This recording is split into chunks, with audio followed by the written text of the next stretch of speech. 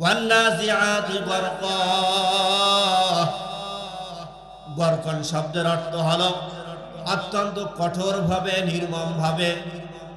দুনিয়ার জমিনে যখন কোন বেঈমান, কোন নাফরমান মারা যায়, ওই নাফরমান মারা যাওয়ার আগে আল্লাহ রাব্বুল আলামিন এই সূরার মধ্যে 5টি কসম করে বলেছেন। প্রথম নাম্বার কসম হলো ওই সমস্ত ফেরেশতাদের কসম, ওই সকল ফেরেশতাদের কসম যারা নাফরমান ব্যক্তি রূহটাকে কবজ করার জন্য একদল ফেরেশতা আসে। ওই ফেরেশতাগুলো যখন নাফরমানের রূহ কবজ করার জন্য আসে, আসার পর তার শিওরে বসে, বসার পর তাকে বলে কি যে হে নাফরমান আত্মা, তুই তাড়াতাড়ি বের হয়ে আয়। যখন এই কথা বলে নাফরমান, ওই তুই তাড়াতাড়ি বের হয়ে আয়, ওই ফেরেশতারা যখন আসে তখন কিন্তু তারা শুধু খালি হাতে আসে না, তখন একটা কাপড় নিয়ে আসে। ওই কাপড়টা হলো দুর্গন্ধযুক্ত কাপড়। যখন এসে ওই ফেরেশতারা যখন বলে নাফরমান দেহ থেকে তাড়াতাড়ি বের হয়ে আয়, ওই নাফরমান আত্মাকে যখন বলে তাড়াতাড়ি বের হয়ে আয়, এই কথা যখন বলে, বলার সঙ্গে সঙ্গে নাফরমানের রূহটা কিন্তু লুকালুকি করে। আমার ভাইয়েরা, বন্ধুরে, গভীর মনোযোগ সহকারে শুনবেন, কানটা একটু আমার দিকে লাগাই দেন। ডাইনে বামে তাকাবেন না, কোনো কথাবার্তা বলবেন না, উঠাউঠি করবেন না। এবার যখন বলে নাফরমানের দেহ থেকে তাড়াতাড়ি আত্মা বের হয়ে যায়, লুকালুকি করে, মৃত্যুর যন্ত্রণা শুরু হয়ে যায়, সাকরাত আরম্ভ হয়ে যায়। বন্ধুরে, সাকরাত যখন আরম্ভ হয়ে যায়, কিন্তু আল্লাহর ফেরেশতা আজরাইল চলে আসে রূহ কবজ করার জন্য, কিন্তু সে ফেরেশতা কিন্তু মানবে না, মানবে না। উঠি বইতে হইলেও মানবে না, একবারে বড়লোক হইলেও মানবে না, গরিব হইলেও মানবে না, দাপটওয়ালা বাদশা হইলেও মানবে না, রিক্সাওয়ালা হইলেও মানবে না, এদেশের প্রধানমন্ত্রী হইলেও মানবে না। কথা বলেন ঠিক কিনা? আজরাইলের কাছে কে প্রধানমন্ত্রী, কে রাষ্ট্রপতি, কে কি, এটা কিন্তু দেখার সময় নাই। এবার যখন রূহটাকে ডাক দেবে, ডাক দেওয়ার সঙ্গে সঙ্গে হাদিস শরীফের মধ্যে এসেছে আব্দুল্লাহ ইবনে মাসউদের বর্ণনা, যখন নাফরমান ব্যক্তি রূহটা কবজ করে তখন কিন্তু নির্মম কঠোরতার সঙ্গে কিন্তু টেনে হেসড়ে বের করে। একটা জীবন্ত বকরির ছাল যেমন টেনে হেসড়ে বের করে, আমার ভাইরা, টেনে হেসড়ে যখন বের করার সঙ্গে সঙ্গে বকরিটার কষ্ট হয়। একটা লোহা যেমন একটা শরীরের মধ্যে ঢুকাই দেয়, প্রবেশ করায় দেয়, দেওয়ার পর যেমন টান দেয়, টান দেওয়ার সঙ্গে সঙ্গে যেমন কষ্ট হয়, তার থেকে কোটি কোটি গুণ কষ্ট ওই নাফরমানের রূহ বের করার সময় কষ্ট হয়। বলেন ঠিক কিনা? যখন নাফরমানের রূহ ওইভাবে টেনে হেসড়ে বের করে তখন কিন্তু তার বহু কষ্ট হয়ে যায়। কিন্তু কষ্ট, হাজারো কষ্ট দেওয়ার পর, প্রতিটা রক, প্রতিটা ধমনী থেকে টেনে হেসড়ে বের করার পরে যখন রূহটা বের করে ওই কাপড়ের মধ্যে রাখে, রাখার সঙ্গে সঙ্গে দুর্গন্ধ শুরু হয়ে যায়। নাউযুবিল্লাহ। কি হয়ে যায়? দুর্গন্ধ শুরু হয়ে যায়। নাফরমানের রূহ দুর্গন্ধ করবে আমার ভাইয়েরা। দুর্গন্ধ যখন শুরু হয়ে যায়, ফেরেশতারা তখন মুখের মধ্যে কাপড় দেয়। বন্ধুরে, গভীর মনোযোগ সহকারে শুনবেন আর ডাইনে বামে তাকাবেন না।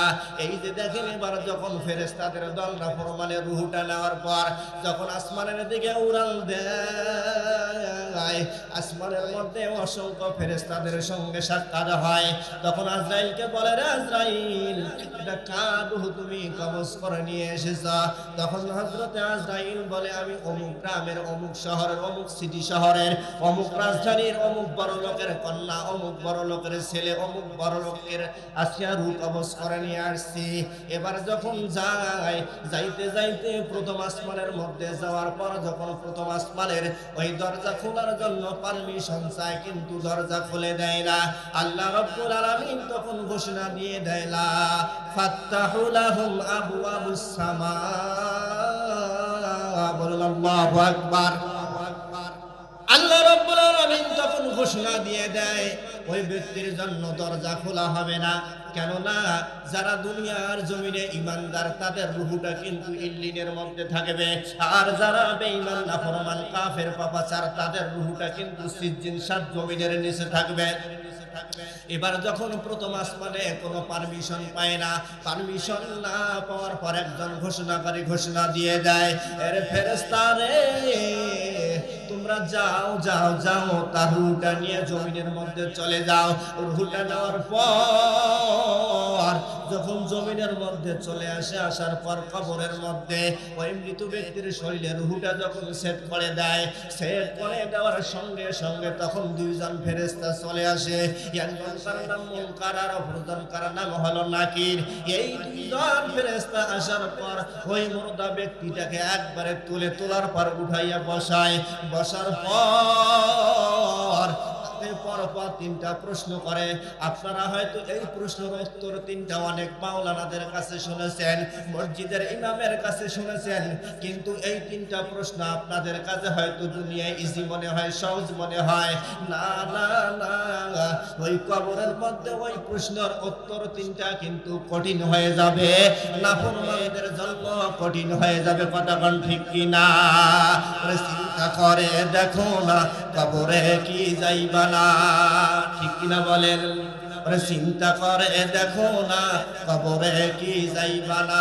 কবর হলো আমাদের জন্য আসল ঠিকানা। চিন্তা করে দেখো না কবরে কি যাইবা না। আমাদের গন্তব্য কি? কথা বলা গন্তব্য কি? আমাদের গন্তব্য হলো কবর। বন্ধুরে আমার, এবার যখন উঠি বসাইবে, বসার পর প্রশ্ন করবে তিনটা। সে বলবে লা আজরি, আমি তো পারি না। একজন ঘোষণাকারী ঘোষণা দিয়ে দেবে যে সে মিথ্যা কথা বলতেছে। ঘোষণাকারী বলবে সে মিথ্যা কথা বলতেছে। এই ঘোষণাকারীর ঘোষণা শোনার পর তখন আল্লাহ রাব্বুল আলামিন তাকে অর্ডার করে দেবেন, হুকুম দিয়ে দিবেন, এই নাফরমানের জন্য তার কবরের মধ্যে জাহান্নামের বিছানা বিছায়া দাও। নাউযু বিল্লাহ। জাহান্নামের আগুন থেকে মুক্তি পাওয়ার জন্য একটা দোয়া আমি বলে দেই, এই দোয়াটা মুখস্থ করবেন। যে ব্যক্তি, কোনো মা, কোনো ভাই, কোনো বোন, কোনো যুবক যদি এই দোয়াটা কন্টিনিউ আমল করে, তাহলে তার কবরের মধ্যে আল্লাহ রাব্বুল আলামিন আযাব দেবে না এবং জাহান্নাম থেকে সে মুক্তি পাবে। প্রতিদিন কত যুবক, কত যুবতী ঘন্টার পর ঘন্টা এই মোবাইল হাতের মধ্যে নিয়ে কত সময় চলে যায়। এখন যদি বাজে রাত 10টায় 19 মিনিট, সে ফেসবুক চালাইতেছে আর ভাবতেছে আজকে আমি সোজা 10:30টার মধ্যেই ঘুমায় যাব। কিন্তু যখন ঘড়ির কাঁটায় 10:30টা বেজে যায় ওই যুবক, ওই যুবতীর ফোনে, তখন সে বলে আজকে আমি 11টায় ঘুমাবো।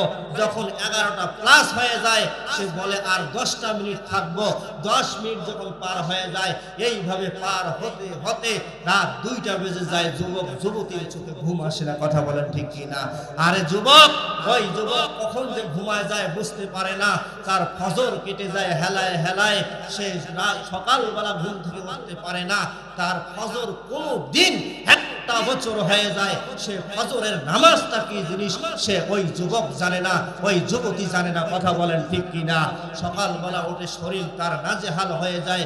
এই যুবক শুনে রাখো, যেই ব্যক্তি গুনাহ করবে, গুনাহ করার কারণে তার শরীরের মধ্যে দুর্বলতা প্রকাশ পাবে। যে ব্যক্তি গুনাহ করবে তার রিজিক সংকীর্ণ হয়ে যাবে। যে ব্যক্তি গুনাহ করবে তার চেহারার উজ্জ্বলতা, ব্রাইটনেস নষ্ট হয়ে যাবে। যে ব্যক্তি গুনাহ করবে তার ফিজিক্যালি শরীর তার দুর্বলতা লাগবে। যে ব্যক্তি গুনাহ করবে তার অন্তর মরে যাবে। কথা বলেন ঠিক কিনা? গুনাহ করবেন, আপনার শরীরে অটোমেটিকলি আপনার শরীরে দুর্বলতা প্রকাশ পেয়ে যাবে। অনেক ভাই আছে সারা রাত জেগে জেগে কি করে জানি না, কিন্তু দুই চোখের সাইডে কালো দাগ পড়ে আছে। আরে যুবক, তোমাদের উদ্দেশ্যে বলি, ওই যুবতী বোন, তোমাদের উদ্দেশ্যে বলি, তোমরা আজকে এই সামান্য একটা মোবাইলকে তোমাদের ক্যারিয়ার মনে করে নিয়েছো। শুনে রাখো, শুনে রাখো, তোমরা ভালো করে শুনে রাখো, আমার নবীর 63 বছরের জিন্দেগি একটাও তোমাদের চিন্তা হলো না। এই নবীর 63 বছরের জীবনটাকে তোমরা একদিনও প্রাধান্য দিল না। হায় হায় রে যুবক, তোমরা একটা মোবাইল পাইয়া ঘন্টার পর ঘন্টা তোমার পার হয়ে যায়, আর 5 বার মসজিদের মিনারা থেকে মুয়াজ্জিন হাইয়া আলাস সালাহ হাইয়া আলাস সালাহ বলে তোমাদেরকে ডাক দেয়, আর তোমরা বসে বসে বসে 4 জন 5 জন একসঙ্গে বসে খিলখিল করে অট্ট হাসিতে পড়ে তোমরা আজকে কবর ভুলে গেলা, তোমরা আজকে সিজদা ভুলে গেলে, তোমরা আজকে মালিককে ভুলে গেলে। ওই নাফরমান তোমাদেরকে কি কখনো আল্লাহ রাব্বুল আলামিন মরার পর জান্নাতি বিছানা দেবে?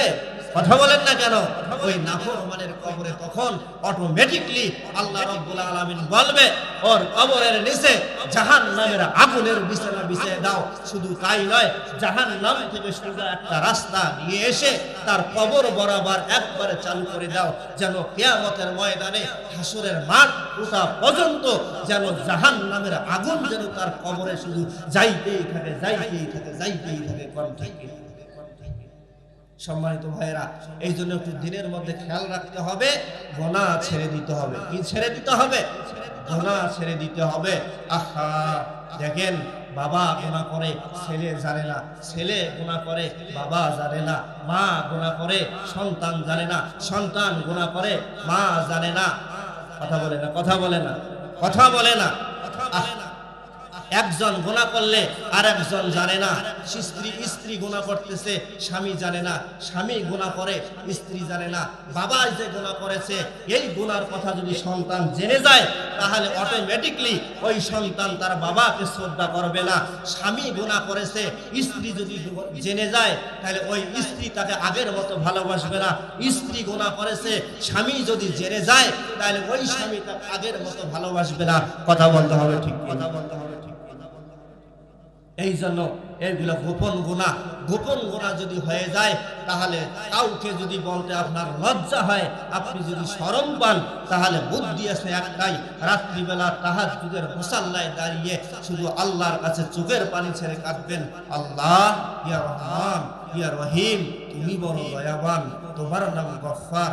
ইয়া আল্লাহ, আমি তো ভুল করে ফেলেছি, আমি তোমার অনেক গুণের কথা শুনেছি, অন্তত তোমার রহমানের রহিমের নামে তুমি আমার জীবনের গুনাহগুলো মাফ করে দাও, তুমি আমার জীবনের গুনাহগুলো মাফ করে দাও। আমি কথা দিচ্ছি আজকের পর থেকে আর গুনাহ করব না। আল্লাহ খুশি হয়ে তখন বলে, বান্দা যা, আমার কোটি কোটি বান্দাদের ভিতরে তোর সমস্ত গুনাহ আমি মাফ করে দিই।